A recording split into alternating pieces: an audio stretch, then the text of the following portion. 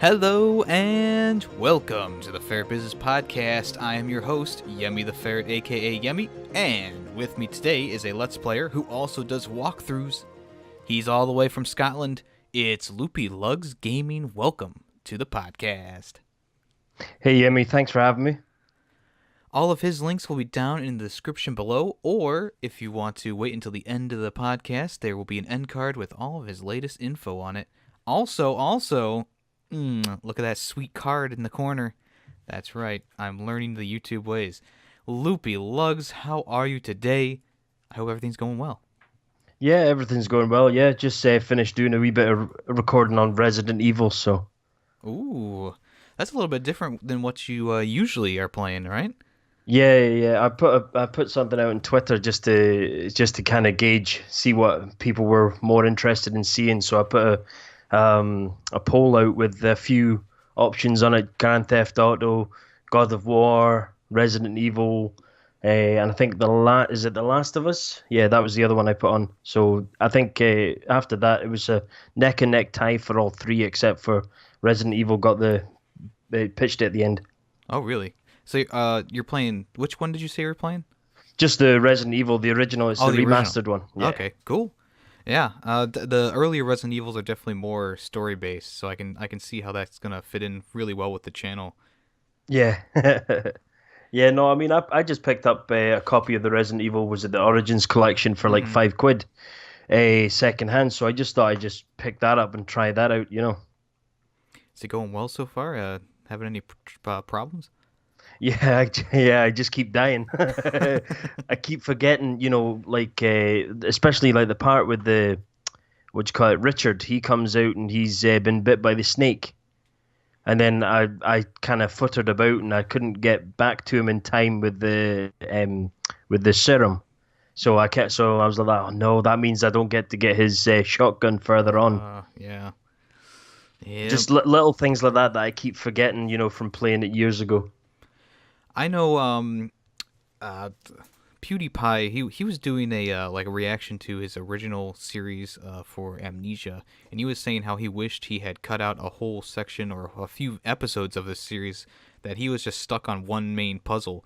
Do you usually skip past you being stuck on a puzzle and just get to the one where you did it right, or would you leave those things in and leave it a full walkthrough / playthrough?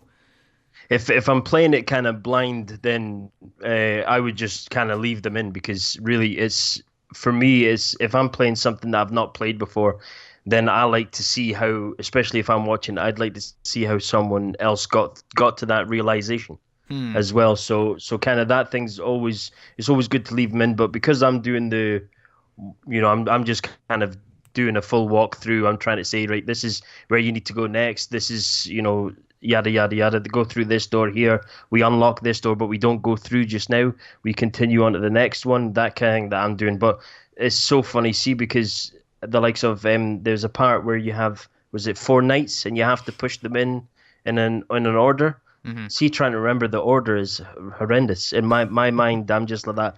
It's like top right, top left, then bottom left, bottom right. That's what I thought it was, but it's not. It's top right, bottom left, top left, bottom right. Yeah, those memory games can really test you sometimes, especially when like I was playing a game with your random gamer called Keep Talking and No One Explodes, and I didn't have to memorize anything, but he had to memorize like these Simon Says patterns. And I was like, I don't know if I could do that. I'm like, for the most part, the memory stuff is okay, but like it's when it's like the pressure's on and like you have to remember something, and I'm like, okay, so it was red. Yeah. You totally get that brain fart kind of moment. It's just like, what was it? That's why when like I watch shows like The Amazing Race and stuff like that, and at the end of every season they have to name, or they have to figure out which places they went to first, in order from beginning to end. And I'm like, I don't know if I could do that. Like, I barely remember the last place they were at, Yeah. I'm sure. I know. I mean, I get that even with watching TV shows. I'm sitting there with my wife going like that. What happened in the last one? Have we only watched it like a day ago? Right. Yeah. Let's see. Your name, Loopylugs Gaming. Where did that name come from? It's a combination of two nicknames. Really, when I was in school, I went from a very small school of about 12 people, and that was like a whole school, a whole primary school. Oh, I wow. went to a high school that had 33, which had 1,500 people. Wow. So it was a big change for me, and I was, we were 12 when we went from primary school to high school. So when I went there, I didn't have many friends to start off with, so I got involved with a group, and because my name is Lewis, I used to get called Loopy Lou.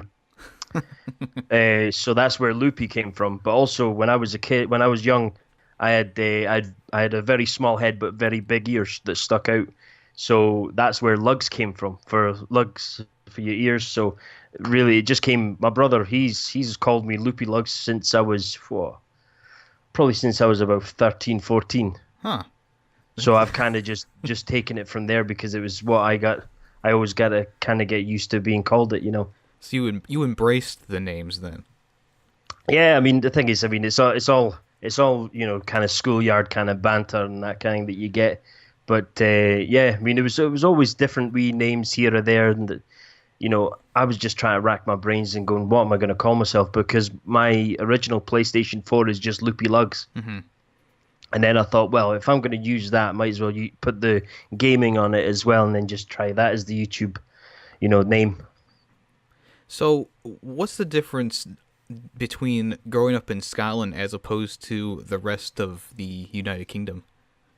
We all have a lot of differences, really. I mean, growing up in Scotland, you've got difference in your schools, difference in your holidays, even differences all the way down to with money. Is that Scotland have their own printed money, which is sterling, pound sterling, which is the same as down south, but because it's got Scotland stuff on the print, they don't accept it down in England. Really? Well, the further down you go, the less they are inclined to accept it. Okay. If you're in kind of Newcastle, I mean, see, to be fair, Newcastle people are more or less like Scottish people, just a bit more hardwired, a bit more crazy. But I mean, round the borders and stuff like that, they all accept the money. But it's just the further down south you go, the more they want to keep away from Scotland. Like, Oh, yeah, it's kind of weird here because when you go to Canada, they'll accept your money, like it's fine. But if you come here with Canadian dollars, people they don't even know what what a Canadian dollar looks like, and they're like, "What is this, Monopoly money or something?" Yeah, I mean that's it. I mean the thing is, I remember years ago. Well, my mum, she's Welsh, and my dad, he's Scottish, so I have a strong tie with kind of Wales and stuff like that. But I remember my dad being in a shop somewhere. I think it was maybe down in Yorkshire or something like that. And he was down there and he went into a shop and he got a whole load of food and stuff like that. And he went to pay in Scottish money. They said, "Oh, we can't accept it." My dad just turned around and says, "Well," he says, "that's fine." He says, "See all that stuff there? You can just put it back in the shelves," and just walked out. The manager came running after my dad, says, "It's okay." He says, We'll accept the money." He goes, "Of course you will." Yeah. He says, "It says pound sterling. That's a legal tender, regardless of what's printed on it." Oh, But yeah, they get that way. But I mean, Scotland's just kind of. I mean, a lot of people in Scotland just have this whole thing about the Scotland England thing, and it's just a big historical thing that's just no. It's not an ideal thing to for people to kind of think that way anymore. Mm-hmm. Well, hey, that's interesting. That not being able to pay for your food, and then you turn around and they're like, "Yeah, just pay for it." Well, the thing is, I mean, it even got to the stage that I think someone was down in England and they wanted to get their Scottish money changed into English money, and they said that you'll only get 97 pence for your pound. Really? Yeah. And I was like, it's not a difference in currency. Yeah. How is there a currency charge? Oh, jeez. Well, I think it's time we move on to a game that I like to play called Define That Slang. I haven't done it in a little while, but I thought since you're from Scotland, I'm going to pull out three Scottish, I should say, not Scotland, 3 Scottish slang terms. And I also have 3 American slang terms. And we'll see how you stack up against the other players. All right. So we're gonna start with the American ones because usually people get those really fast. Yep. So the first one for America, or the American terms, are by the skin of your teeth. Yeah. By the skin of your teeth, that's just making it in just in the nick of time. Yeah. Yep. Perfect. But, All right. Next one. A Jonesin. oh, that's a craving. Wow. There you go. Perfect. That was the exact word that I was looking for. And finally, this is the most difficult one. You bought the farm. You bought the farm. Married. I don't know. It's actually for an untimely death. All right. Back in the old times when a farmer would die, his son would take the farm, and Right. they would say, "Hey, you bought the farm." So a little morbid. Never heard of but- that. Yeah. I just a tad. All right, so time to do your country proud. The first one Oh, is God. Is the cat dead? No, wait. Yeah, is the cat dead? Is the cat dead? Never heard that. Or it could be said, has the cat died? If that helps.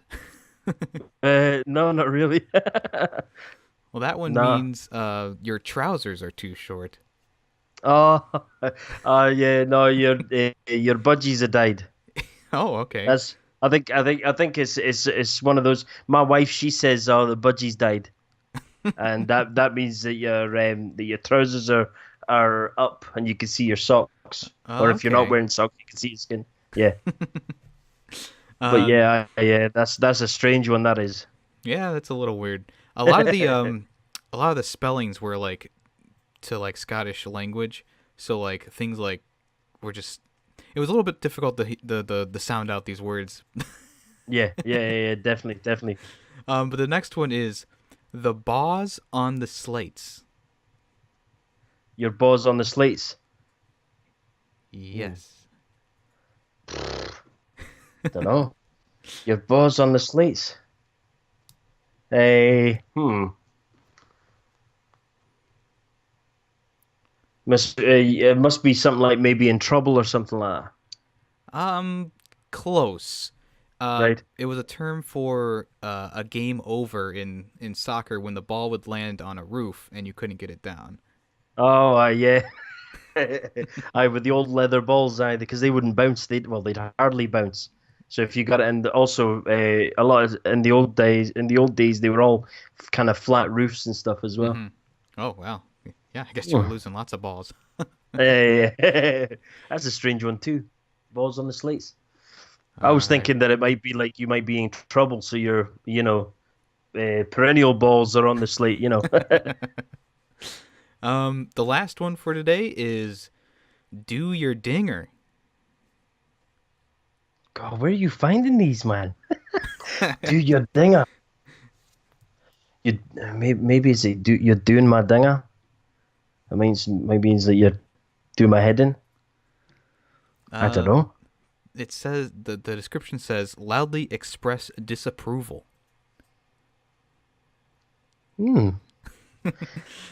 I just Googled Scottish slang terms and I just picked the ones that I could use. So you could make out. Right. No, that's it. No, I've never heard that one either. Oh God, I tell you what, I did better on the American ones than I did in the Scottish ones. Funny that's how most of them go. Yeah. Whether the person's Welsh, English, Scottish, they always get the American ones almost 100%. Yeah, I think it's because obviously, everyone's always watching the American TV shows and they do them there, Oh, really? Yeah, because a lot of these ones you kind of pick up from kind of American TV. Well, I mean, that's kind of how I would have got them anyway. So, going back to the channel, what was the inspiration to start YouTube? Were there any YouTubers that you kind of looked up to, or what was the inspiration there? I mean, I've always wanted to kind of do this. When I started watching people on YouTube, like, the Rad Brad and stuff like, they were always doing the walkthroughs, because the thing is, you go to them to help me for playing games and stuff like that. But I was never in a position that I was able to do what they did. never in a position for money wise and stuff like that kind of thing. Because at one stage, I mean, I got to the stage that I was near enough homeless when I was living in Glasgow. I was struggling to pay my rent. I was struggling to find a place to live, kind. So, I mean, I kind of obviously got on my feet again, kind. My wife bought me a PlayStation 4. I was sitting down playing it one day, and I thought, wow, all I need now is just something that I could, record. And then I thought, well, there's the Share Factory. So I started recording it on the Share Factory and then uploading it myself there. And then I got to the stage that I bought, was it an AGP Tech 230, I think it's called, or Easy Cap 230. It's just a capture card that records straight onto a pen drive. I just started recording onto that and then taking it from the pen drive onto the laptop, editing it in the video editor, and then uploading it. And that's really where it came from. I mean, I'd seen a few people doing it, and I just thought, well, I might as well try. I mean, it's a way of me, putting myself out there, because I'm not getting any younger. Yeah, with the share stuff on the PlayStation, I mean, it's so easy to use that anyone can upload clips to YouTube, but whether you really want to edit it down or not, I mean, it's where I got my start with PlayStation 4 gameplay stuff, and it's a lot more intuitive than like the Xbox One, definitely. Yeah, because I've never owned an Xbox, so and the thing is, there was never anything other than your what you call it? What's that one that everybody uses, the Elgato? There was nothing really any other way of recording from like a PlayStation 3 or anything like that. So that's why kind of once I got on the PlayStation 4, there was a whole Share Factory thing, and you could kind of do it that way, and that's roughly where I got my idea to start doing it. From. Yeah, the PlayStation 3 I was trying to get that to work the other day, and because of the HDCP, which is like a security for the HDMI, you can't record things through a device. And I was trying to look up ways to get around that, but I just couldn't find any answers. So I'm glad that you can turn it off on the PlayStation 4, though. Yes, that's always nice. But I mean, I found with my EasyCap 280 or 230, which I'm using, I can actually record from my PlayStation 3 through the components at the back. Oh, okay. It comes with it's a really small kind of adapter that has the green and the yellow, the red and the white all attached to it. You just plug in your PlayStation 3 into that and plug that in the back, and it works. Wow. Okay, that's cool. I'll have to keep that in mind. So one of your slogans on the channel, or actually the slogan on the channel, is "Life's a game, so play it well." Where did that come from? I was watching actually. See, what you call it, Jacksepticeye. Mm-hmm. He was doing his tour around America, and someone cheekily had recorded the whole thing, either on a phone or something like that. They'd uploaded it. So I was watching that, and I saw that he was, he had people up on stage, and they were playing Pokemon, and each Pokemon was all like parts of life, like rent and stuff like that. It's all different parts of life that you go through. And I thought that's quite cool because, he mentioned that life's a game. And I was like that, I never thought about it that way. Then I saw all these slogans on T-shirts like "Game Over," I don't get older, I level up, things like that, And I thought, well, I need to come up with a slogan. So I thought, wonder what this, and then I had said to myself, life's a game, and I was like that, so play it well. And I was like that, right, that sounds all right. So I recorded it onto my phone, my outro kind of thing, saying that, life's a game, so play it well, see you in the next video. So I recorded that onto my phone, and I took it downstairs, and I was listening to it, and I was thinking, yeah, that would work. So I let my wife hear it, and she thought it sounded good, and my wee sister, she was around at the time as well, and she had to listen to it and thought it sounded quite a good idea. So I just started doing that, and it just kind of came from there. Oh, that's cool. Yeah, it's a nice, it's a good slogan. I agree with it. Yeah, I mean, it's just, I was watching like Jacksepticeye, him with his top of the morning to you and his high fives at the end and stuff like that. And I was like, right, I need to kind of put myself into, you had PewDiePie with his Brofist and all that kind. So I was like, there must be something that I can try and work out, and that was one of the ones I came up with. Mm. You've played through all the Walking Dead games on the channel, right? Except for Michonne, is it? Yeah, except for Michonne. I've got it, but I just haven't played it because I was working my way through, and I was like that. When I got to the end of was it season 3, before season 4 came out, I thought, well, I need to start filling it up with a bit more than just Walking Dead. So I will be going back to that at some stage. I do have it downloaded onto my hard drive, but yeah, I mean, I just love the Walking Dead games. They've always been really, really kind of entertaining from my point of view. As you go through the final season for The Walking Dead, what's the biggest changes you can see from the first game to this one? The artistic side, I mean, from the animation has gone through a lot of changes from kind of the first one to now, and you kind of find that with a lot of Telltale games is that it's gone from one to another. But this one, I mean, there's a lot more in depth, I would say, into the writing in this one than there is in the other ones. I mean, don't get me wrong. I like the first one was like it's the bread and butter of the game. The second one was all right. It wasn't as good as 1. Then 3 came out, and it's just you're seeing the different side of Clem, but from a different point of view. A bit like the first one, that you're not actually controlling Clem, in the first one and the third one.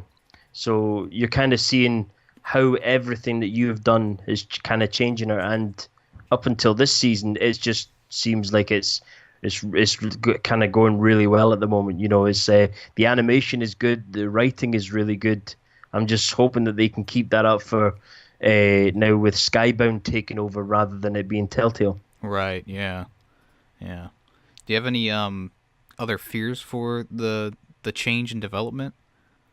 Is that we don't get a decent end to the thing. It's I hope it's not going to be one of them ones like that she wakes up a bit like in Lost. I hopefully that doesn't spoil anyone that hasn't seen it. But I mean, the likes of maybe Clementine might wake up and it was all a dream. That would be pretty bad. Yeah, you'd be going, I've gone through all of this for that. Right. But yeah, I just hope that they give her the kind of ending that Telltale wanted at the start. I think. I mean, Telltale. I mean, obviously, whatever happened over there happened, Kang, and it might change. The way other games come out, that they don't come out in this way. That that one episode is released and then you're buying all of them all at once. Because then it just opens them up for kind of problems. But it's really good that Skybound kind of took that over. That's Thingy's company as well, isn't it? The guy who created The Walking Dead. Yeah. That's his company that's doing the rest of them. But yeah, I'm hoping that we get a decent ending to it, and it's not just a kind of half-arsed one. Right. Exactly. Out of all the games you've played on your channel, the only one that I've played and mildly hated was the Planet of the Apes game, The Last Frontier. I just wanted to hear your thoughts on it and what you think of the game. Yeah, I mean, I liked it from a point of view of being a fan of like the movies and stuff like it was good that way. But I think it's more of it's one of them kind of smaller games that you buy and you kind of put on your big TV downstairs. You get your friends over, you get a few beers in you, and you get your phones out and you play and you do those kind of ones. It's a bit like that. What was that other one that I had? Hidden Agenda. It's Hidden Agenda. Yeah. It's one of them ones that you pick your decision and stuff like that, and it goes through. It's an alright game. It's just all it is just a narrative driven game. So all you're doing is just picking a choice, which for some people, I mean, that might be, a good way of doing it for them. But, I like obviously a bit more that you're kind of immersed in it a bit more. You're controlling the person. That's more likely to be a game. It was just one of them days I was like that. I need to find something that'll go in between something that's coming out. Because I think it was when The The Walking Dead, the first episode came out. I think I did that in between it. I think. Okay. Was it? I'm just trying to think. And then I was flicking through and I was like that. I need something to go here, and I found that and I thought, oh wow, I'll try this. It was a good game. It was all right game. Well, can't argue with your points, but It, I don't know. Did you have like when I was playing it, I had a lot of problems with like the textures not rendering fully, or they're not rendering fast enough in a scene, and I was like, this is like a game that's like technically it's like an interactive movie. Don't you think these things should already be loaded by the time that the scene comes? I don't know if you had problems with that yourself. no, I don't remember having many problems like, but I don't know whether, I might have been playing it kind of once there was updates or anything. I don't know, but no, I don't remember any kind of issues like that when I was playing it. No. All right, yeah, they probably updated the game. I haven't played Yeah. it since it came out, so that's that's probably why. So last thing on the agenda for the podcast today is this TwitchCon video that came out where the guy M Durst was talking about how he had a god complex, and he recently gave a response as you showed me, Yeah. which I thought was kind of it was a little all over the place in my opinion. Yeah, I read through it and I was just like, what is he saying? It doesn't make any sense. Right. So what was your initial reaction to the video? Because just kind of like, everyone's probably seen the video, but just to kind of describe it a little bit, the guy, he gets asked a question about, or someone makes a statement about, when they're watching someone play on Twitch or YouTube, they want to, connect with the person and, blah, blah, blah. And he says, well, I feel like I'm a step above everyone. I got kind of a semi-god complex or whatever. And he's gotten a lot of heat for it. What was your initial reaction to that? I thought, what a tool.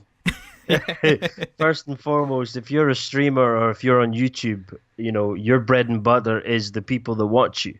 Mm-hmm. If you're on there and you're streaming on Twitch and say, for example, you're getting donations and stuff like that, you want to keep people kind of, there with you. You want to talk to them. You want to check out what they're saying on the chat. You're not going to sit there and just ignore people and expect to kind of get anywhere. But that was my first initial thing. I was thinking, what are you talking about? If you're saying that you're above everyone else, it's like, well, what are you doing on Twitch? Right. If you don't want to connect with anyone, what are you doing on Twitch? Yeah, I don't know how. I mean, obviously that's not his personality when he's streaming. So that's probably why he's grown so much and has been able to be on a panel at TwitchCon, I would guess. Yeah. What would your response to that question be? When people want to, how would they relate to you while you're playing? Well, I mean, the thing is, he says he's got a god complex. I'm probably the total opposite.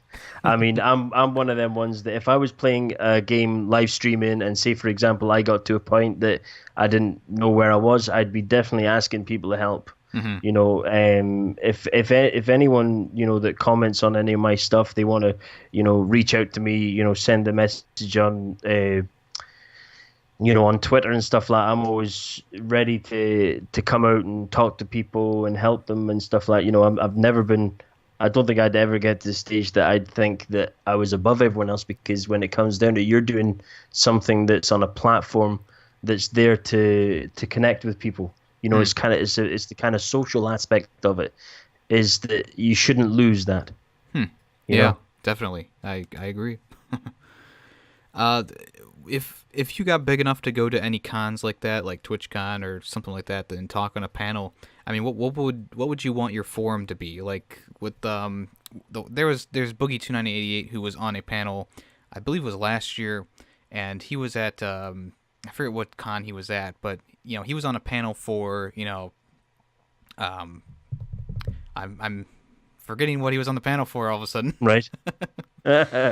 For what was it, biases in gaming or something like that, or something like that, where well, let's just go along with the question. What would you want to be on a panel for?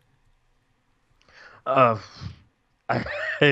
And that's definitely put me on the spot. Really, I mean, panel for maybe kind of storyline games. Maybe I mean, when I was younger, I always had a big thing with storyline games. When I was in high school, I think it was we had the BBC computers. It was Hmm. the Acorn Archimedes, and it was always using basic command prompts. And there was a program on there that you could make a game. So I started doing that. My one was about The Simpsons because I was a big Simpsons fan when I was a kid. So I decided that I was going to do that. So remember when you used to get these kind of people used to do these kind of books. It's like, make this decision. You go to page 12 Hmm. and then you see what happens there. It was a bit like that. It was, the command prompt says if this person chooses choice number one, it takes them to this part. If person makes choice number two, it takes them to such and such. I mean, that would probably be the kind of panel that I would like to be on. Is maybe a games kind of creation one or anything to do with storyline gaming. I used to love those books when I was a kid. Like those, Yeah, I don't know why they went out of style because they were always really fun to read. But yeah, I used to love those books. There was one I got from the library, and it was for Star Wars, and this is before I was like reading myself. And my mom was like, so, they can either pilot straight into the asteroids or they can go around. And I was like, go into the asteroids. And of course, they flip to the page and they die. And she yeah. was like, okay, that's And the then you end. And go she back, closed the go book. back. No, she closed the book and returned it back to the library. Oh, that's a bit harsh. I really love that. Oh, quick, quick! Can I have a rewind? No, no, nope, no resetting, no rewinding. No, but that's it. No, I mean that's the thing. I mean, if you think about it, those kind of books is roughly how these kind of games started with. Hmm. Is that I think in what's it now in the last episode of Before the Storm, I think there's a book in there as well that Chloe and Max had written, and it was about a rat that went down the sewers and stuff like that. And you can make choices there Hmm. of how the kind of story ended. Because I remember seeing that a wee while back. It was quite interesting to see that they've actually put that into the game because I'm sure that's obviously where these kind of things started from. Yeah. Yeah, probably. I mean, branching narratives obviously are relatively new in terms of video games. At the end of the PS3 era was all the Walking Dead games and stuff like that. And I think from there, you know, companies saw, hey, these are actually selling. So now we got games like Until Dawn and Yeah, Life is Strange and all these games out there that have the branching narratives. And they're a lot of times they're really fun to play. Sometimes I feel like they're too they have too much of an illusion of choice. Like you're gonna get to the end of the game, you have the same outcome anyways. But yeah, some companies do a really good job at making these branching narratives work. Like I think Until Dawn's a good example because you can literally have any of those characters after the halfway point through the game die, yeah. and the outcome at the end, it's always, the two characters always get there, but the other characters are a big question mark over them, and I feel like it's good. It's great. I love that game so much. Yeah, I mean that's where it kind of gets to that whole thing of the butterfly effect, as it says at the start of the game. I mean, it's as you say, there's no point playing a game that doesn't matter what you choose through, you're going to have the same ending because then that's really not choice based. Hmm. That's predetermined. Whereas the likes of, as you say, Until Dawn, the other one I liked was Heavy Rain. Oh yeah, Those kind yeah. of ones. They were Heavy Rain was a big one for me at the time when I played that when it first came out. I bought it, I pre-ordered it, bought it, played it, and I was just in awe with that game, and that's what led me to get the Detroit Become Human because that was kind of along the same kind of lines, that story-driven game. But Until Dawn is it's just amazing from start to finish. I mean, don't get me wrong, I was scared shitless at loads of parts of that. I mean, the jump scares, God, I hate them. I mean, I think I got to I think I got to about third or fourth video, and I'm sure at one stage I was like that. Oh man, I fucking hate this game. I'm gonna turn this off. It got to the stage that I was really, really jumpy and on the edge of my seat. I was like, oh, no way. But yeah, no, those games in particular, that as you say, you could get halfway through with everybody alive, and then all of a sudden in the second half of the game, near enough everyone dies, and then you can redo it and see the different endings. So that's what I did with mine is that I did my playthrough, and then I obviously went back to a few chapters and then redone it and just got the different kind of ending for mine as well. So that means I got to show both endings. Yeah, that's cool. That's awesome. Yeah. Hey, I think that's all the time we have today on the Ferret Business Podcast with Loopylugs Gaming. Like I said, all of his links are going to be down in the description below, so make sure you check them out. And if you wait about, 10, 20 seconds, the end card will be showing up, and you'll be able to select the links. And also, his newest video will be also featured on the end card as well, with some really good music. Loopylugs Gaming, is there anything else you want to say before we end the podcast?